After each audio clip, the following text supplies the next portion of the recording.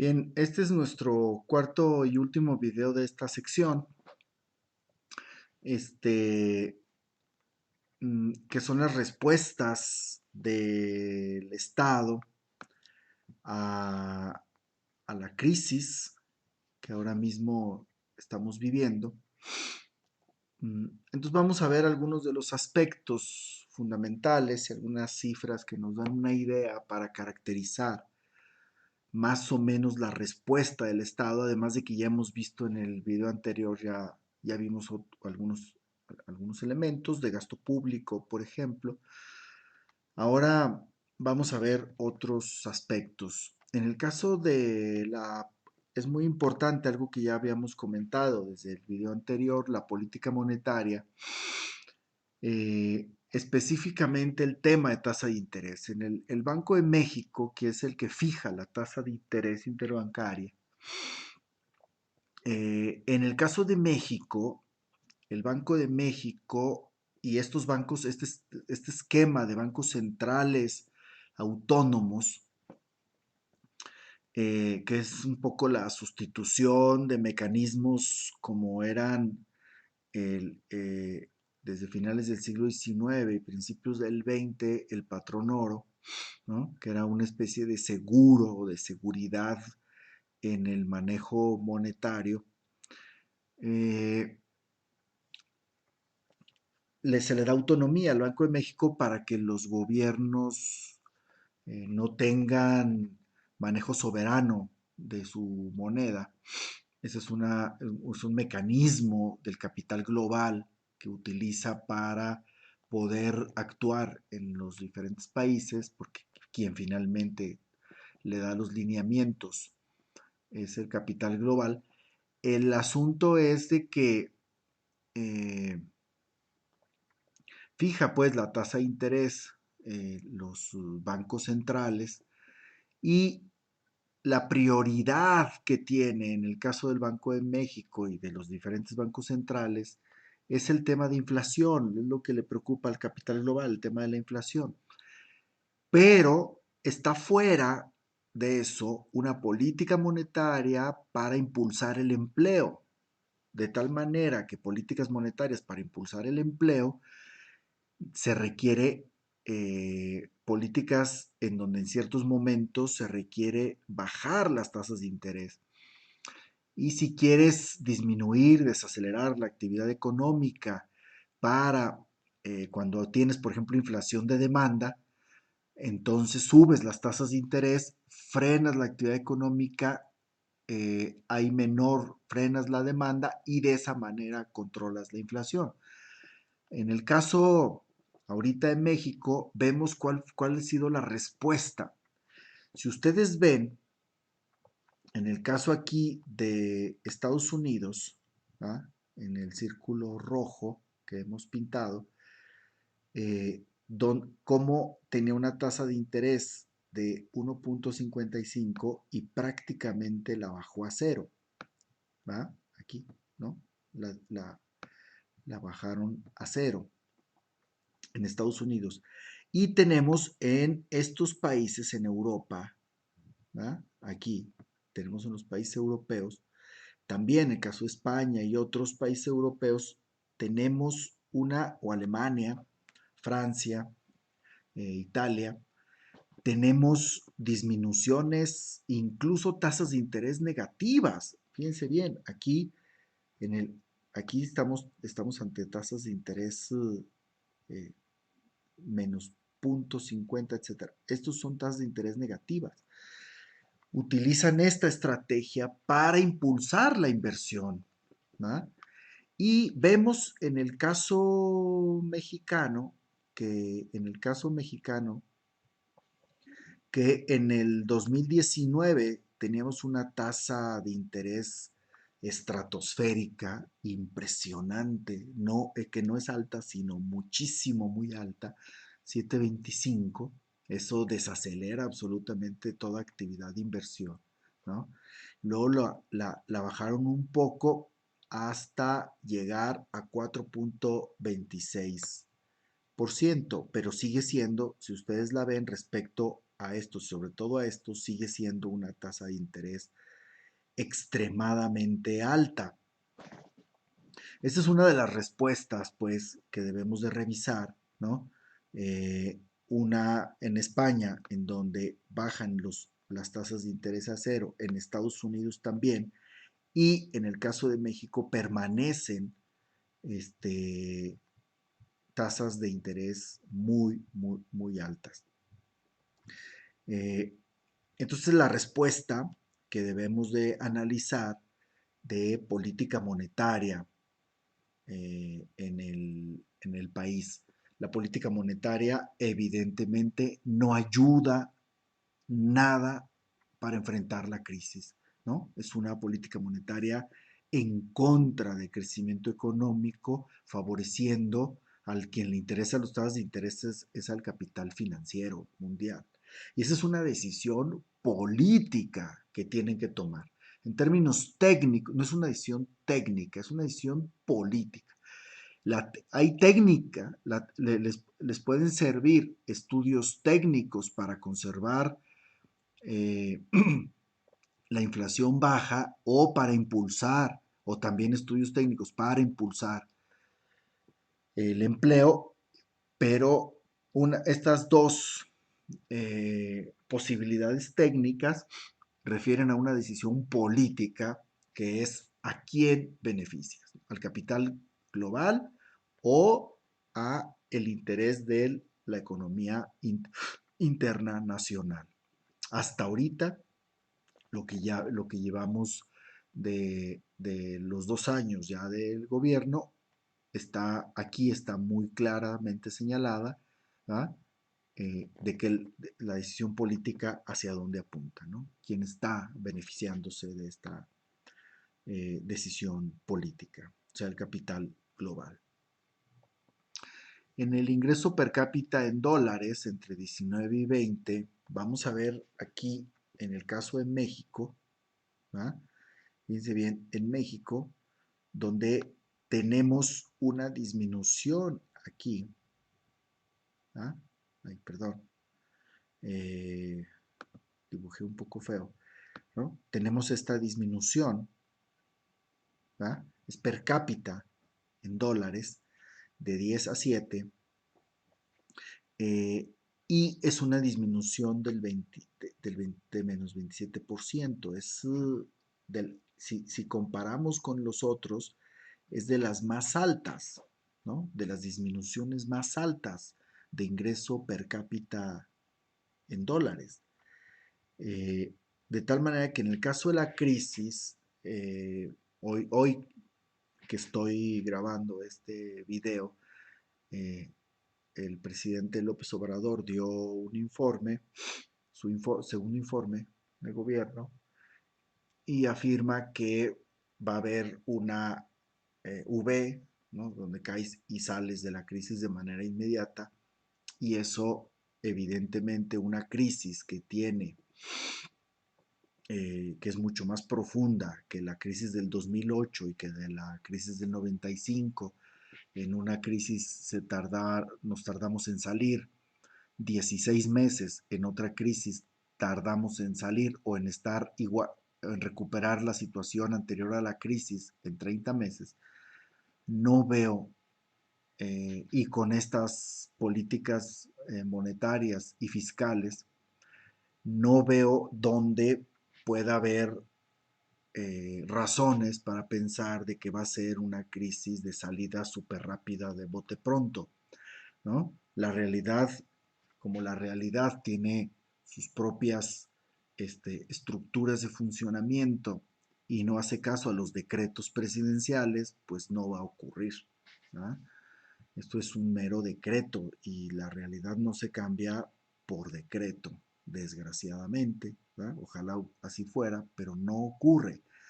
Entonces, y en México tenemos de las caídas más duras del PIB porque venimos cayendo desde antes. Ya no tenemos una caída solo por efecto de la crisis, traemos una inercia de caída antes de la crisis en el 2019 como efecto de las políticas de gasto público que vimos hace un momento. Ahora veamos lo de los estímulos fiscales respecto al PRI, al PIB. Los estímulos fiscales respecto al PIB. Para que el estímulo fiscal sirve para contener el efecto negativo de la crisis.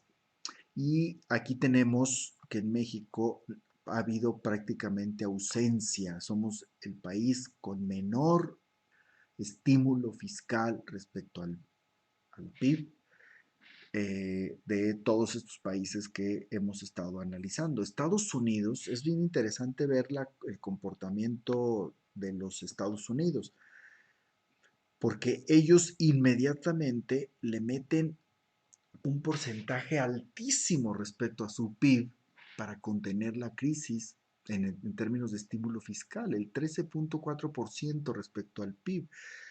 Esa es una cantidad impresionante. Hagan de cuenta que equivaldría a lo que, en términos porcentuales, lo que México captura en un año, ¿no? De, de ingreso fiscal, tributario, nada más. ¿No? Pero tenemos a Chile con el 10.5%, Alemania 6.9%, ¿no? Los países europeos con un poco menos de apoyo, el que tiene menos apoyo es Italia en esos países y tiene el 4%, nosotros 0.6%. Incluso Perú está por encima de nosotros, ¿no? Entonces, con este escenario no veo forma de que se cumplan estas ideas de que va a mejorarse rápidamente. No, creo que si no se actúa pronto y bien, esto va a ser una década perdida.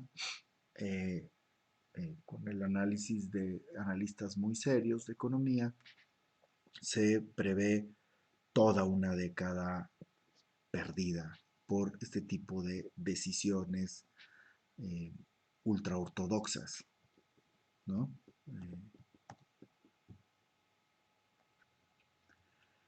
Aquí vemos esta otra gráfica que nos ofrece el Centro Espinosa Iglesias, medidas fiscales en respuesta a la pandemia del COVID-19 como porcentaje del PIB.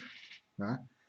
Si se fijan, tenemos dos grandes campos de análisis, gasto público, inyección de capital. ¿Va? En el caso de Alemania, Italia, Japón, tiene una inyección de capital muy alta, muy amplia. Australia, Estados Unidos, el gasto público llega a ser mayor que la inversión de capital. En España llega a ser muy conservador, el gasto público también, ¿verdad? Pero en todos tenemos porcentajes importantes respecto al PIB de inyección de capital y de gasto público. En el caso de México estamos entre los países de menor respuesta, ¿no? Entre los países de menor respuesta. Esto es, no podemos tener previsiones de bote pronto, les digo, ¿no? En el caso, eh, vamos a hacer, este es el esquema de acción, donde tenemos el sistema financiero, tenemos los hogares, tenemos al gobierno y tenemos a las empresas, ¿no? El sector de inversión, ¿no? Aquí tenemos la inversión en empresas privadas y empresas públicas, es el área de la inversión, el área del consumo de los ingreso y consumo de los hogares. Tenemos al sistema financiero que tiene formas de conexión de los hogares a las empresas y al gobierno, y vamos viendo eh, los, eh, los dispositivos de política en este esquema, ¿no? Que tenemos en nuestro sistema económico de consumo y de inversión. En el caso de la relación que va de hogares a empresas privadas, se hizo una reforma laboral en el 2015, recordemos, donde se aprueba la flexibilidad laboral y hemos recuperado aún poco, todavía no echamos para atrás esos esquemas, se han conservado esos esquemas eh, laborales. Solamente ha habido un poco de repuntamiento en la reforma, tratando de obligar a las empresas a través de presiones sindicales de aumentar sus costos, aumentar el costo de trabajo como efecto fundamentalmente del TEMEC. ¿Ah? Esto es uno de los efectos del TEMEC, es impactar en la reforma laboral para generar un proceso de mayor simetría por exigencia de Estados Unidos en el proceso de competencia, ¿no? Aquí tenemos, en el caso anterior de la relación entre empresas públicas y hogares, ¿ah? Pues tenemos la relación de Pemex, Comisión Federal de Electricidad, los proyectos de empresas públicas del gobierno, el proyecto del Tren Maya, que es un proyecto que nadie conoce, ¿no? Como proyecto.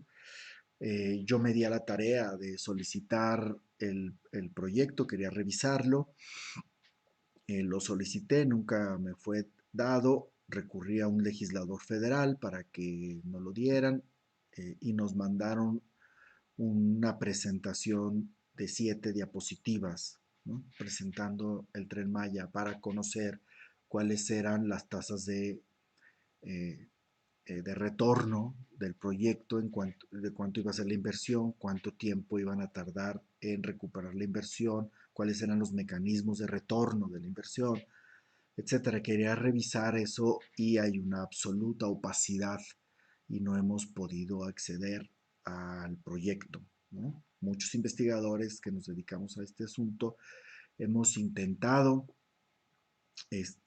tener acceso y no tenemos claridad en el proyecto. Igual lo del aeropuerto, han sido proyectos reservados, han reservado la información, no sabemos muy bien. Y bueno, la crisis que tenemos en Pemex, ¿ah? Es importante tenerla en cuenta. El hecho de querer tener soberanía energética no es malo, me parece una finalidad o una meta positiva. Las teorías de las ventajas comparativas en el área de alimentos y energéticos, me parece que hay que relativizarlas, ¿no? En este momento te puede costar más barato comprar las gasolinas que producirlas, pero en otro escenario ya no. Y en el caso energético, en el caso de energéticos y en el caso de alimentos, debes de tener la mayor soberanía posible. El asunto está en que ahorita, en este momento, en este trance, en este año y en el año siguiente, qué conveniencia hay de generar esas inversiones en Pemex y o la conveniencia de la propuesta de muchos analistas era no eliminar la idea de tener soberanía energética, sino posponerla un año para poder tener recurso y tener liquidez en este tránsito de recuperación de la crisis, ¿no? De no hacerlo, las consecuencias pueden venir y ser muy negativas, ¿no? Lo que requerimos también en el caso de la competencia es mayor, dice menos regulación y más acción directa al Estado. Necesitamos ahora mucho Estado para poder salir de la crisis, ¿no? Esto es exactamente lo contrario que dice la ortodoxia neoliberal de tener un Estado mínimo. Para salir de la crisis tenemos que tener la experiencia, y la vamos a estudiar en este curso, la experiencia de la crisis, de la gran crisis de los años 30, y después algunas otras crisis que vamos a estar analizando, pero esa de manera especial nos va a servir para ver exactamente cómo se salió de la crisis, cómo entró el New Deal y se fundó el estado de bienestar en Europa, ¿no? El caso de los programas sociales, ¿no? Que es lo que va del gobierno a los hogares.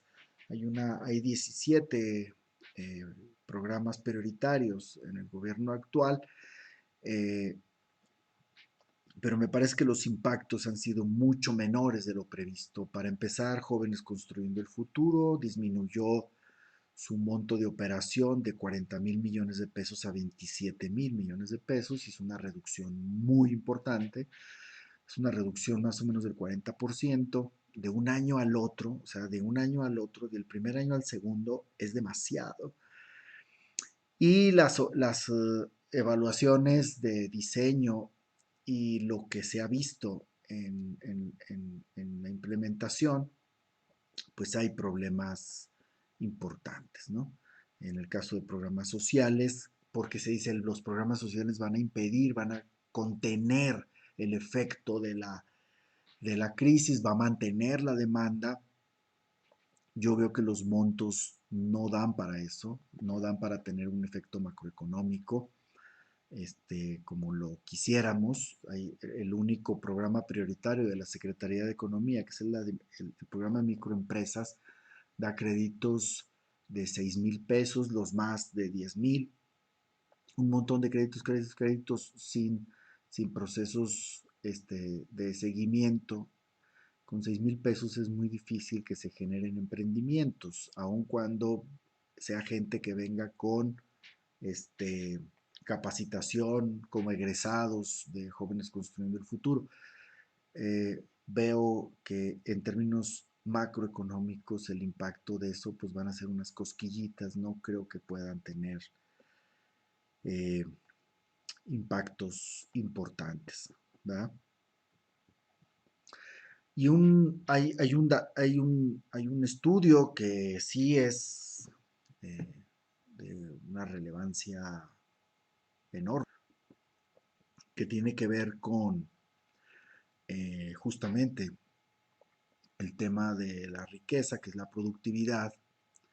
Y la productividad, vamos a ver los números, porque la productividad viene como efecto de la incorporación de conocimientos y tecnología en el sentido de conocimientos en los procesos productivos. Y si son conocimientos, si es la incorporación de conocimiento en el proceso productivo, significa que la política que tengas con educación terciaria, esto es, con educación superior, va a ser fundamental, y la manera en cómo lo incorpores, la relación en cómo hagas el enlace entre educación superior y economía.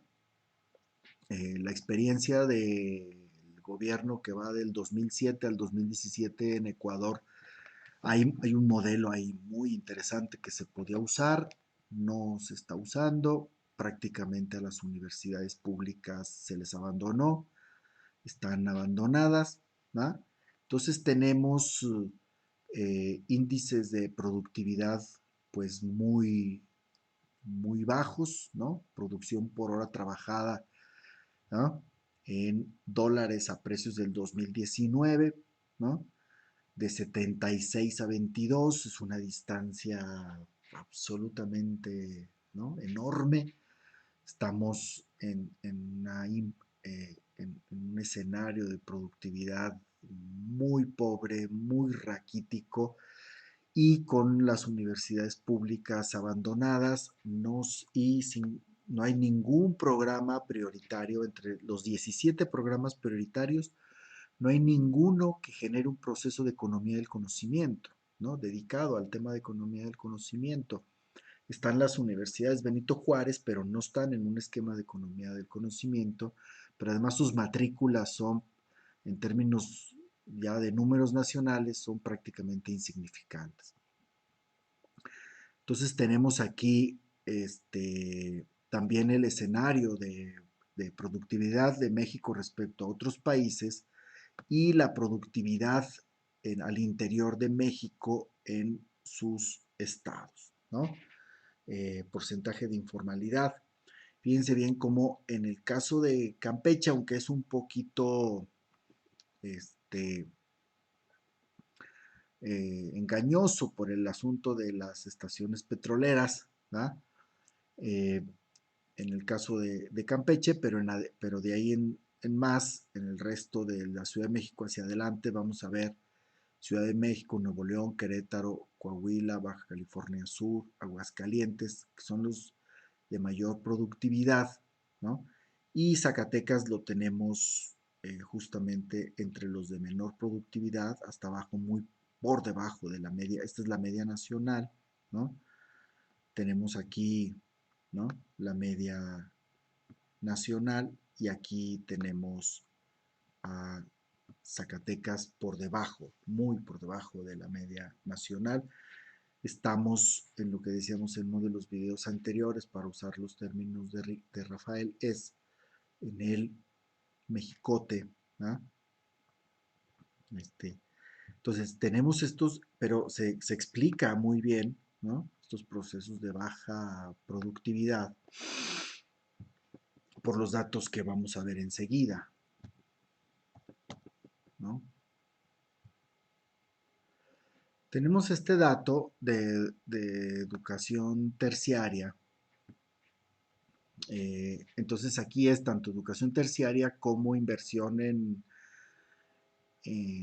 investigación y el área de investigación y desarrollo, ¿no? Aquí es el porcentaje, lo que tenemos, es el porcentaje de adultos, nada más que aquí la edad es entre 25 y 64 años.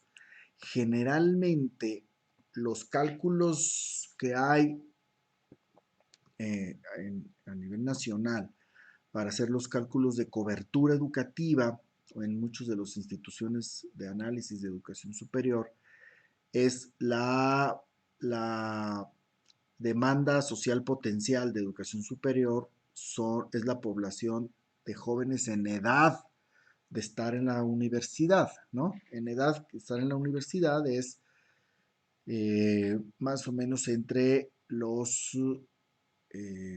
los 18 años tenemos la matrícula contra la población que está entre 19 y 24 años. En ese rango, ese es el concepto de cobertura, ¿no? Lo que se está midiendo aquí es una cosa un poco distinta, porque el rango es justamente de los egresados de 25 años a 64 años. Se supone que a los 25 es justamente el año de que los jóvenes egresan de alguna licenciatura, hasta 64 años, que es como toda la edad productiva, digamos, ¿no? O sea, no en edad de estudio, sino en edad productivo. ¿Cuánta gente en edad productiva tienes con educación superior? No la matrícula contra el grupo etario de 19 a 24 años en edad de estudiar, ¿no? Que es la medición de cobertura. Aquí se está midiendo básicamente en edad productiva. Se supone que ya es con los egresados. En ese contexto, en México tenemos el 17.4%, son datos del 17, no ha cambiado prácticamente nada, ¿va? Esa realidad. Y el promedio de la OCDE es de 36.2, ¿va? Entonces estamos a la mitad del promedio de la OCDE, ¿no? Si vemos nosotros en el caso de Canadá, que está casi llegando al 49, se está acercando, ¿no? Al 49, o Corea del Sur, que es el gran ejemplo de economía del conocimiento y de estrategias de economía del conocimiento, de 47, ¿no? Nosotros estamos en el 17%. Y con las políticas actuales de manejo de la educación terciaria, ¿no? Hay hay varios subsistemas. En educación superior tenemos varios subsistemas. En el caso mexicano, tenemos el subsistema de universidades estatales, que es donde está la UAS. Son 35 universidades estatales, si no me equivoco. El subsistema de universidades nacionales, en donde está la UNAM, la UAM, el Politécnico, la UPN, etcétera. Estas son grandes universidades nacionales. Y luego las universidades tecnológicas, ¿no? Las universidades politécnicas, etcétera. Son como diferentes subsistemas de educación, ¿no? Y de todos estos, no hay algún programa prioritario en México, de tal manera que tengamos perspectivas de la conexión de esta educación superior con el sistema productivo y eso nos generen procesos de aceleramiento de la productividad y eso nos enriquezca en crecimiento económico y también esa es una manera, sobre todo inyectada a la productividad hacia la micro y pequeña empresa, de generar procesos de distribución de la riqueza. No tenemos eso, ¿no? En México, ¿no? Eh,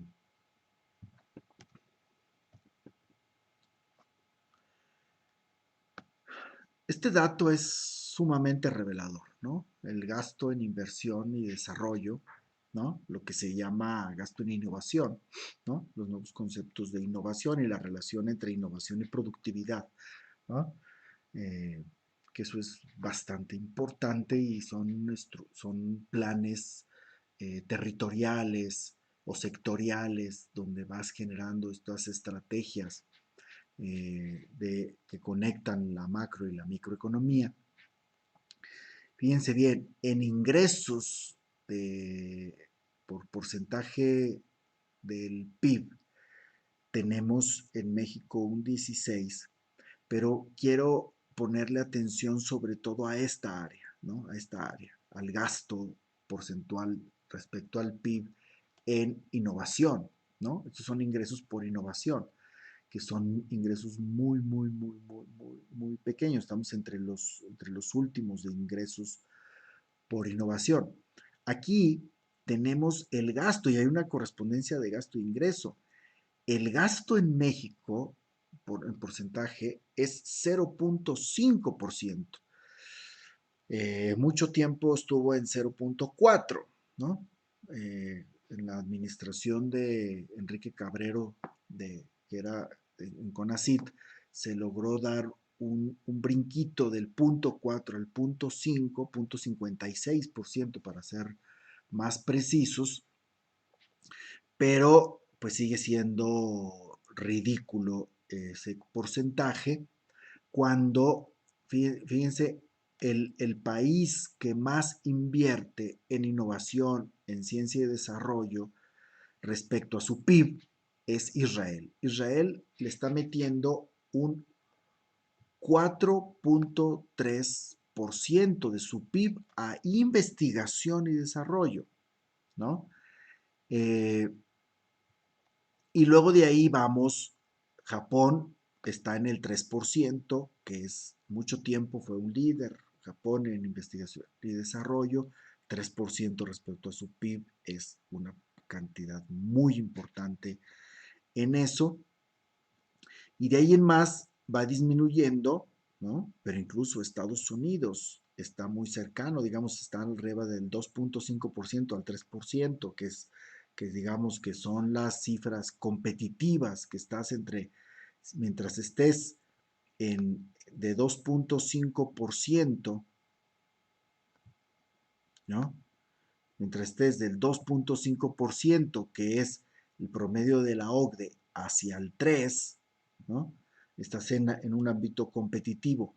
México está a la mitad de 1, ¿no?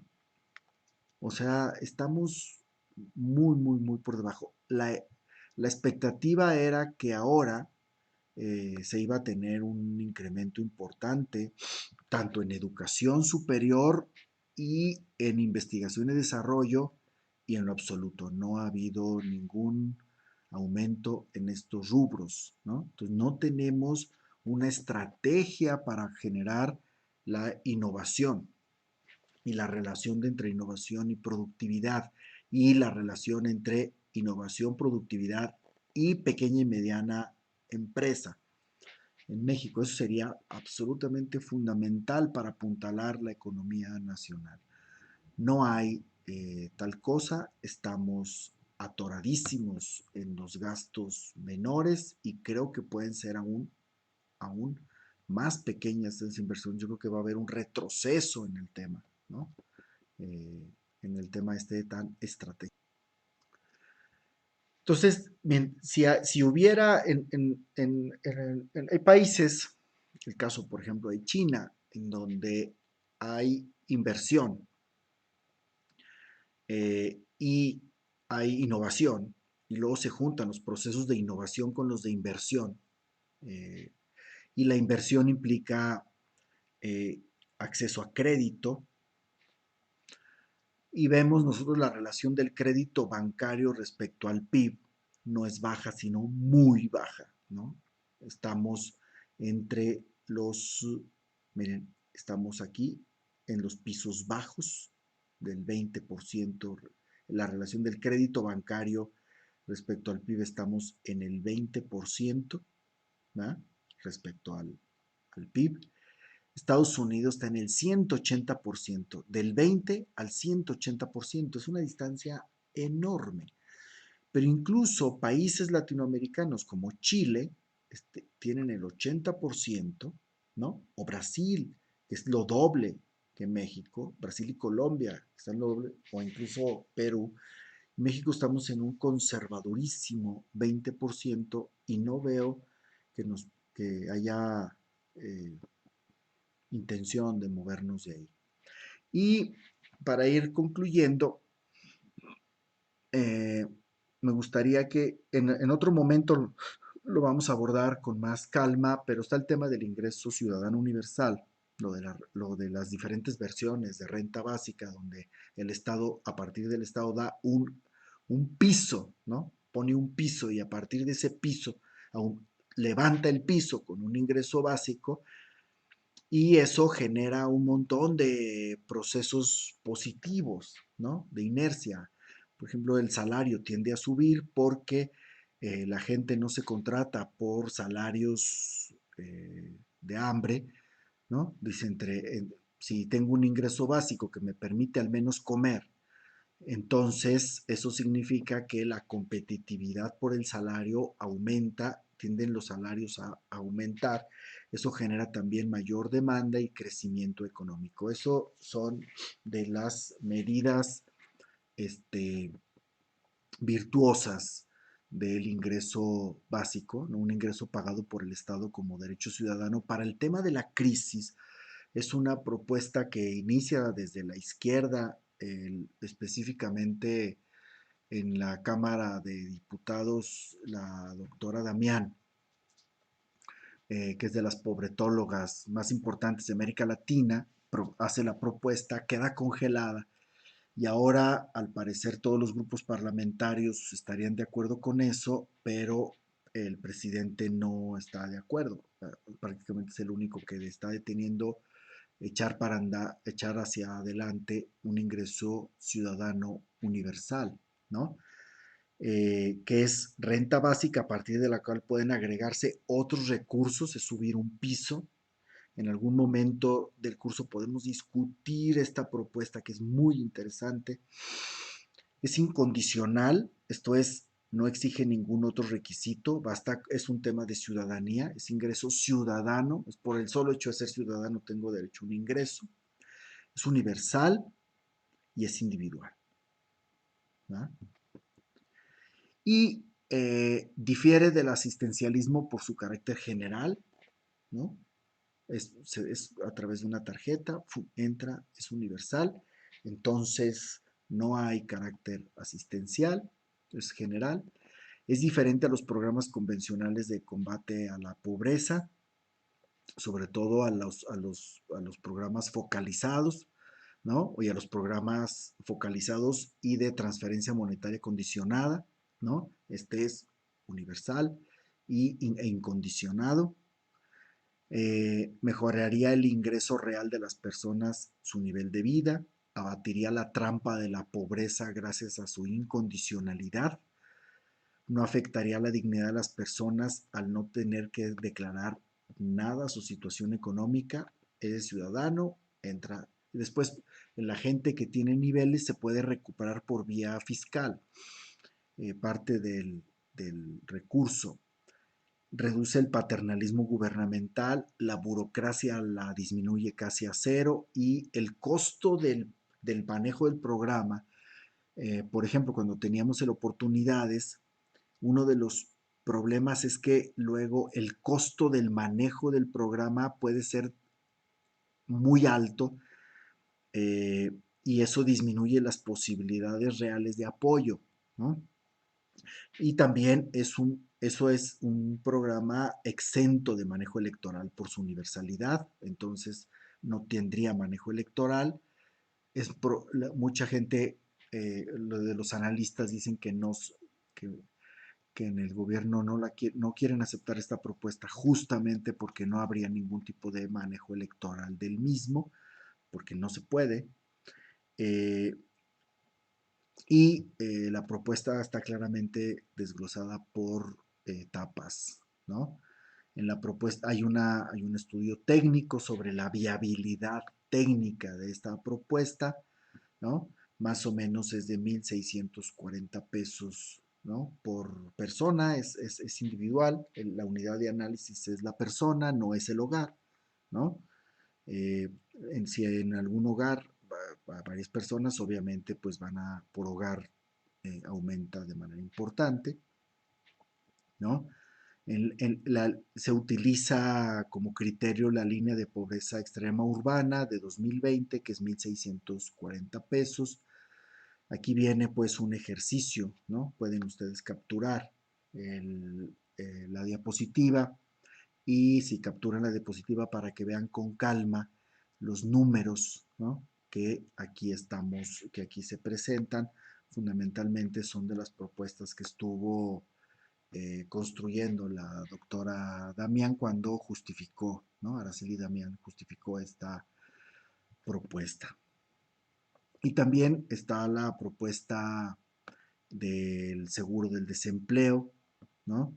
Que es mucho menor en términos monetarios a un ingreso básico, ¿no? Va dirigido solamente a los que están sin empleo. Eso también sería una propuesta muy importante para la crisis, pero tampoco se ha querido aceptar. También hay, en el caso del Espinosa Iglesias, tienen un estudio de cálculo de cómo funcionaría este programa y los beneficios que tendríamos, ¿no? Bien, estos son los elementos centrales que tenía interés en que tuviéramos claros, ¿no? Que pudiéramos ver los videos varias veces, que pudiéramos capturar algunas diapositivas y poder analizarlas, porque esta realidad económica y de desigualdad social que hemos venido exponiendo, se va a convertir en materia prima de análisis de subsiguientes clases que vamos a seguir colgando aquí en este mismo medio, ¿no? Entonces, vean los videos, por favor, y estudien los videos, ¿no? Se ven en 40 y tanto, en 30 minutos o 40 minutos, pero se estudian en un poquito más, ¿no? Muy bien, avanti. Este es el cuarto de esta sección. Vale.